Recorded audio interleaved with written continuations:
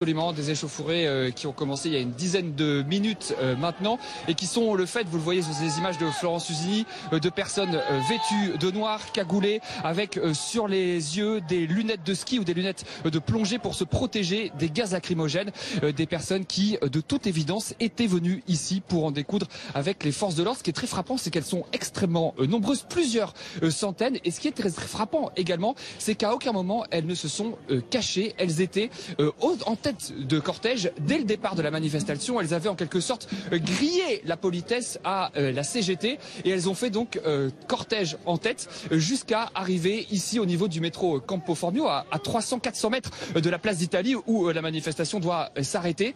Et c'est là que la situation a commencé à quelque peu dégénérer. On a vu des bouteilles de verre, des pavés volés en direction de les forces de l'ordre, des policiers qui ont répondu à coups de gaz lacrymogène. Alors la tension est un petit peu retombée au moment où je vous parle, mais pendant 5 minutes, 5-10 minutes, ça a chauffé très sérieusement ici. Tout avait commencé en fait par un panneau publicitaire qui avait volé en éclats, cassé donc par l'un de ces manifestants cagoulés, des manifestants évidemment qui n'ont strictement rien à voir avec la CGT, qui avait appelé à manifester aujourd'hui. Le cortège syndical est bien plus loin derrière.